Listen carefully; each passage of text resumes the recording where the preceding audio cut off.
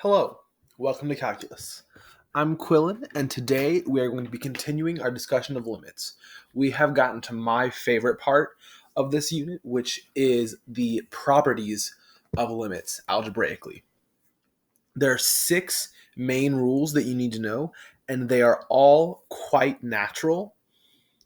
The long and short of this lesson is that you can treat limits distributively, sort of. And we'll talk about what I mean by that right now. The first rule is the sum rule of limits. And in calculus, especially, but really in all areas of math, you do need to specify which rule you're talking about when you say something like sum rule or distributive property, because there's more than one distributive property, there's more than one sum rule. So you need to get into the habit of saying things like that. So this is the sum rule for limits.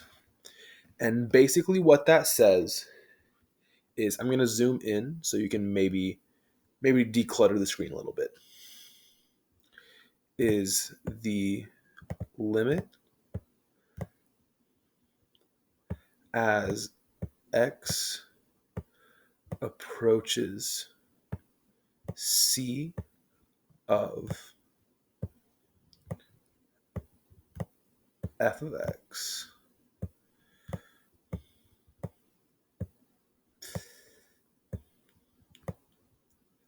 plus all this right here has to be the same. The limit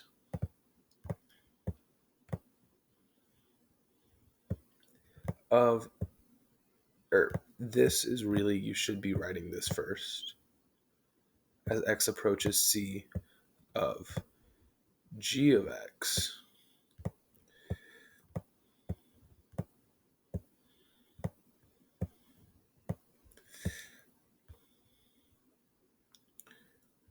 and zoom in over here,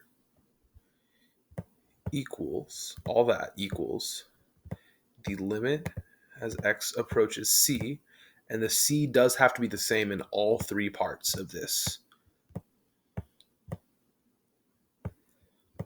of f of x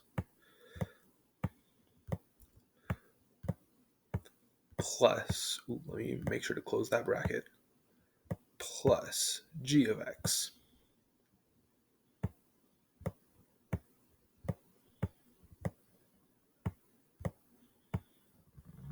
So let's zoom out, talk about what that means. So notice that all three of these limit expressions, the outside part, are exactly the same. The limit as x approaches c. The limit as x approaches c. The limit as x approaches c. That is very important because this rule only applies if it is the limit as the same variable in all three cases approaches the same constant or value if it's unbounded in all three cases. And this basically just says that you can add limits together as long as the outside part is the same. You can add the inside part together and then just write the limit as x approaches c on the outside, and that c will be your 3 or your 0 or your negative infinity, whatever your x is approaching. Now, you can probably guess what the difference rule is going to be from that. Unfortunately, I don't think I have... Oh, I do have a select tool. That's perfect. Let me try and grab. It's not a select tool. That's sad. All right. I'm going to zoom back in, do some more writing. The difference rule is exactly the same as the sum rule. In fact, I'm going to pause and write it out so you don't have to watch me do that. All right, I have written out the difference rule for limits, and I now want to give you a little note about all of these, but especially these first two, because that's where it comes up the most.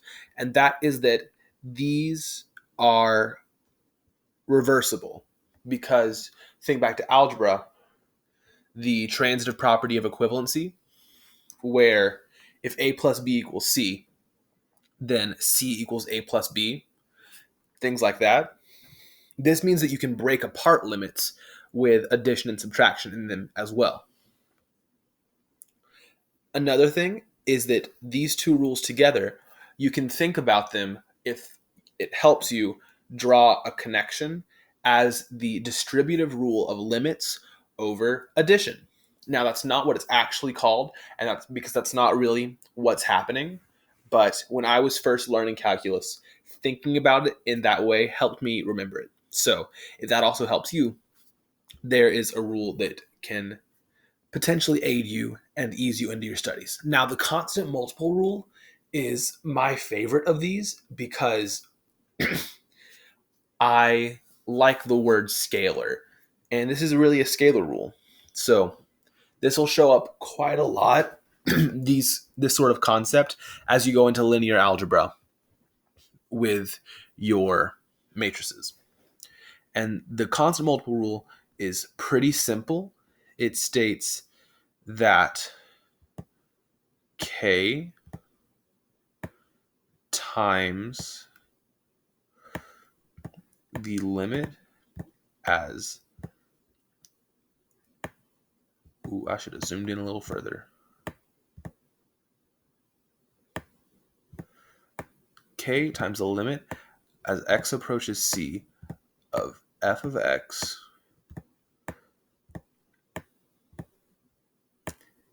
equals... Actually, I'm going to zoom in a little more. The limit as x approaches c of k times f of x.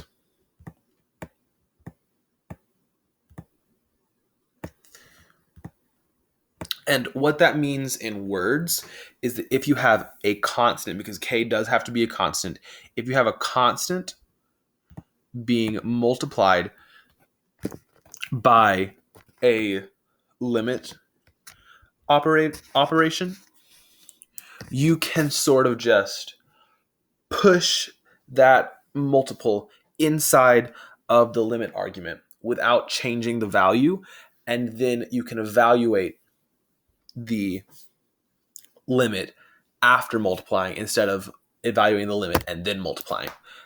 And again, you can, if you have a common multiple, you can sort of factor out that multiple if it would be simpler to evaluate your limit after having pulled out that multiple. Next, the product and quotient rule are equally simple, I will say. So I'm only going to write out the product rule, and then I'll pause to write out the quotient rule. The product rule states that the limit as x approaches some value c of of x times the limit as x approaches that exact same value c, because again, they do have to be the same c of g of x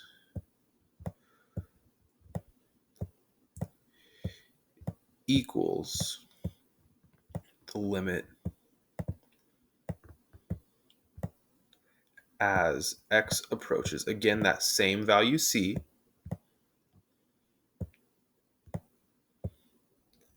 of f of x times g of x.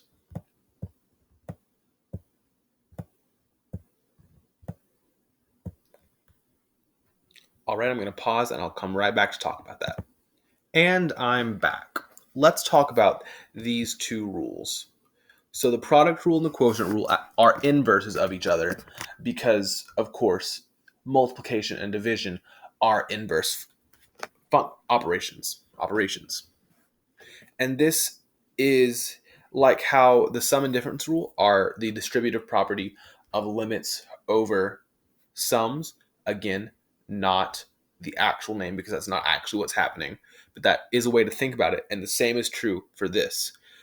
You can distribute a limit to both of its arguments, or if you have the same outside part of your limit, you can combine the two arguments as long as they're being multiplied or divided, and that stays the same within your argument.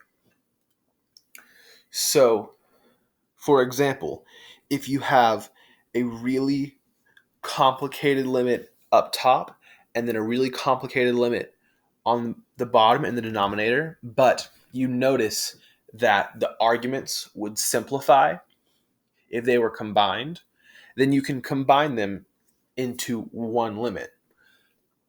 Conversely, if you have a limit that's very difficult to evaluate as a fraction, but the top limit and the bottom limit are easier to evaluate separately and then divide afterwards, you can do that as well. The product rule I found less useful personally, but is very important and good to know. Last is the power rule of limits, and I don't think I ever used this one in my AP Calculus BC course. However, it is good to know because you will most likely use it at some point in your math career. And it states that the limit as x approaches c of the function f, let me rewrite that f a little bit, of x with just the function raised to some power r over n equals this whole shabam. So this, just like before, all this is the same. It has to be the same, or else the rule does not apply.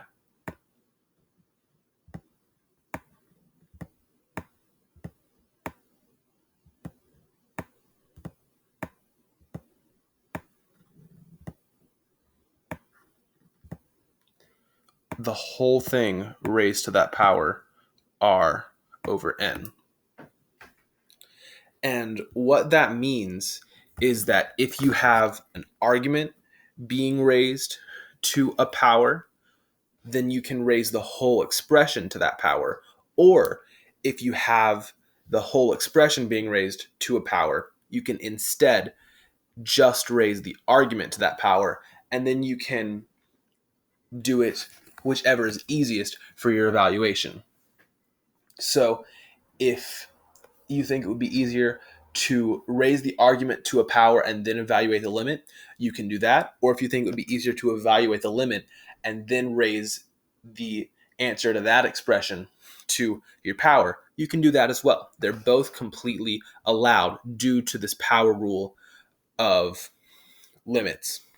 And again, if you want to think about it sort of distributively, this is, in a way, not literally, the distributive property of powers over limits, not limits over powers this time. So make sure not to get it flip-flopped in your brain. I hope that you have found this video helpful. The next video will provide some examples of all 6 of these rules. And I hope that you join me for that. This is Quillen, signing off.